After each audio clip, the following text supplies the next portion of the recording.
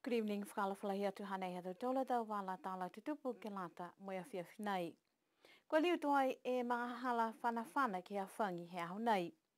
Pehe taki taki leo leo ko Tony Edwards ko hawhangi tuai e mga hala whanawhana he tau nei ha kua sia ko e whakahikuhiku whokia nei he tau ngaho ke moe tau manulele. Taha mena whoki kua manako ke whakaonga he tau tangata whanawhana halau tūlua tau koloa matapulu ke whakatau ke mga hala nei. Ko tau whawhasianga ki tau matapulu, tu mawangaia ke he whā e poha matapulu ke taha e kanawa kau whana. Amana ki e manghala whanawhana ki he hawhangi ke tōre mahina, tau pāhe ha ua whuruma whā he mahina ha Ianuari ke tau kahau. Tu mau whoki e mtakau leo leo ke hātaki ke he tau tangata whanawhana ke mai longa e tau mata whakatuwhono me tau puipuianga ke tau kanawa a kau whana. Ko e Ecclesia Keresiano Niuean mo e whalu he tau takitaki tau lotu ke kehe he motu, kua tolo atu he a ngofua ko mole ke e whamanatu e aho he māma koe aho peni a mina. Mua atu e mahuinga whoki he whakaholoanga he tau nei ha kua takolonga e tau mamatua a kwako ko wena ma he tau motu ko New Zealand mo Australia. Lahi e mahuinga he tau aho penei ke he tau kua longa kua mole ke he tau pokianga mo e tau lolonga whakaheke kua tumau ke takolonga e tau maanga ke kua whakatumau e whakaholoanga mahuinga nei.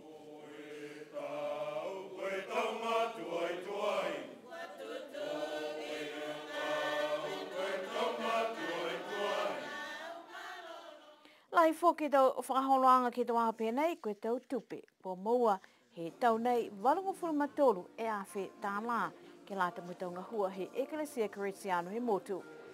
Ka koe whalo tau kakano kua hoko mai, e whalo tau mamatua a kwako ke lata mo e whano motu kua whakahoko he ahu e niawhi ke lata ia mo tau ngahua mo tau whakaholoanga he Ecclesia ke tau kua mole mo tau ne longa mai mua.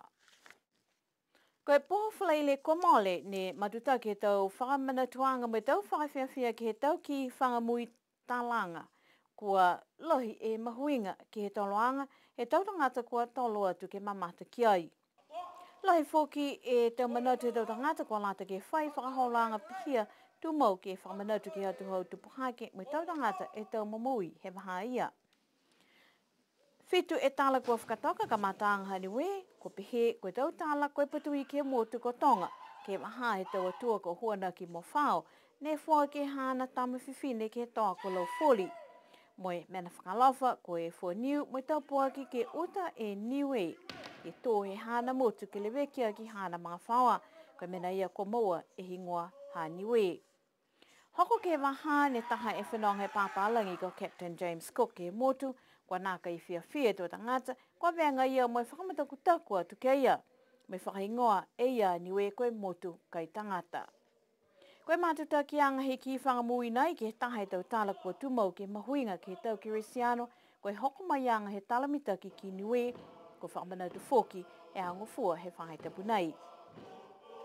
Pese kua whiawhia ki hoko mai anga ke talamitaki kua mukulu tau hihina mata, ha kua kio ke patuiki ko whataiki, he mga hala kua hoko mai e tau pelitania ma manako ke leweki a niwe. Kua matutaki atu e patuiki ko tongia mo e talia kua whakamori ke leweki anga he patuiki whiwhine.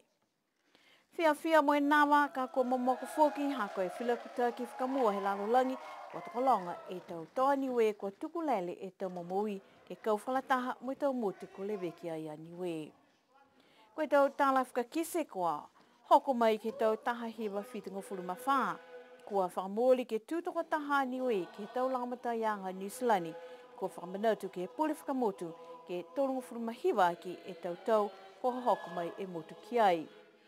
Whakausi e whakaholoanga mo e whakawhiawhianga he matakau koli ka pahaka he ko wana lahi ko hoko mai ke motu, mo e whakakise whoki alau tōla makaka ke tau lolongo ke, ko lolongo e taha lolongo niwe ke lata mo e whakawhiawhianga ke ki whangamui.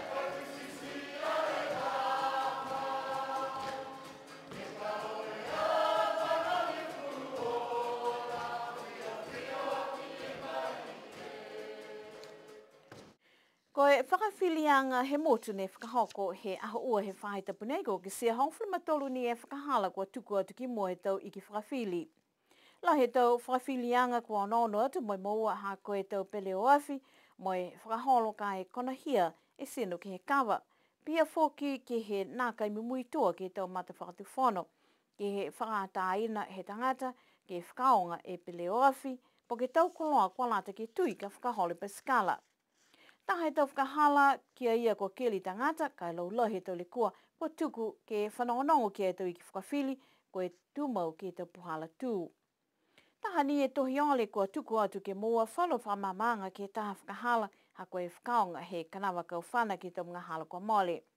Pea taki leo leo go Tony Edwards, whalo tau ka kano kua tohi whi tau numele he tau le kua.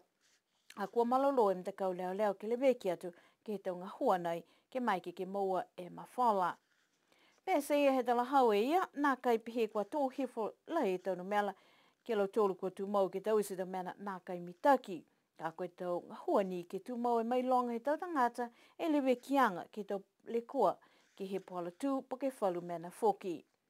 Koe whalu whakawhilianga kua whakatoka ke tātu ke whakawhilianga lai he motu, kua whakatoka ke whakahoko e aho whai ana wema ke hau walu.